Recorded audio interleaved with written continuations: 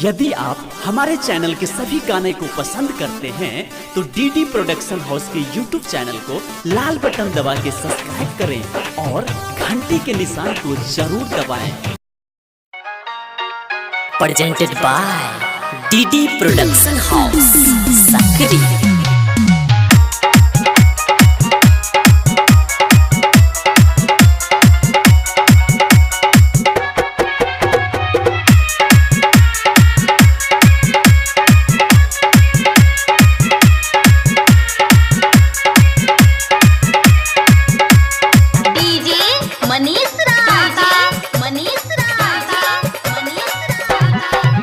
जब से केलो हम शादी हमर भेल बर्बादी।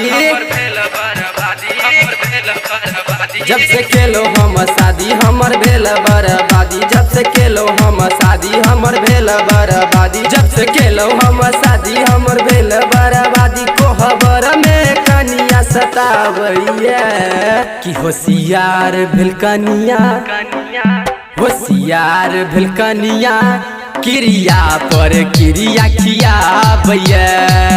होशियार भेल कनिया, क्रिया पर क्रिया खियाबैया। जब से केलो हम शादी हमर भेल बर्बादी। जब से केलो हम शादी हमर भेल बर्बादी। जब से केलो हम शादी हमर भेल बर्बादी। जब से केलो हम शादी हमर भेल बर्बादी। कोहबर में कनिया सतावैया कि होशियार भेल कनिया, होशियार भेल कनिया, क्रिया पर क्रिया खियाबैया।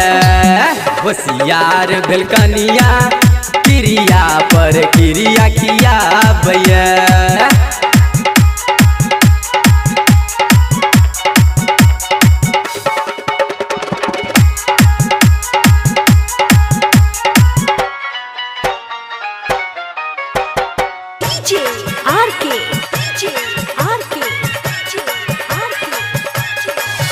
की कहूँ हम अपना कनिया के लीला, हर बात पर हमरा शक करैया।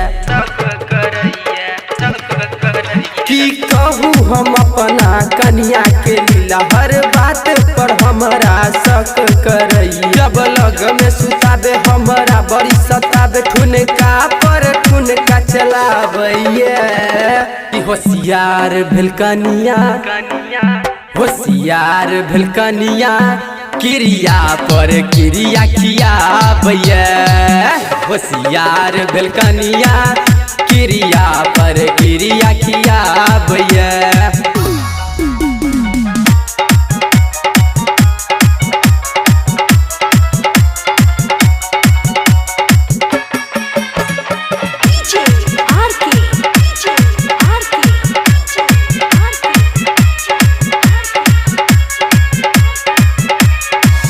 पूछे हमरा से कनिया कुमार के बात, की केलो अहाँ सब तीन सोनिया के साथ।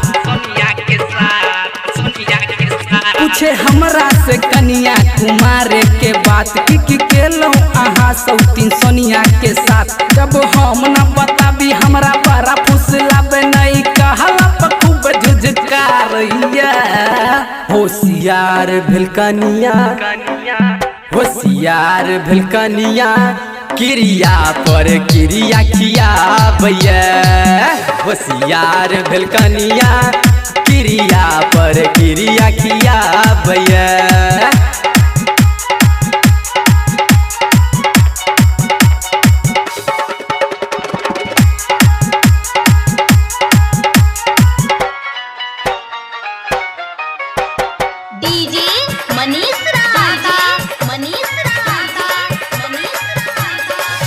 कनिया पूछैया फोन के रामनाथ से रोज, सुमन लगेलक कुमार में क्या गोष्ठ चोट।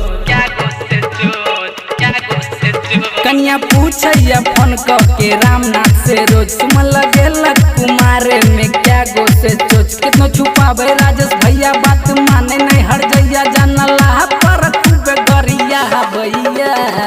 कि होशियार भेल कनिया, होशियार भेल कनिया, क्रिया पर क्रिया खियाबैया होशियार भेल कनिया क्रिया पर क्रिया खियाबैया। Recording by DD production house सकरी 97 084 45 722।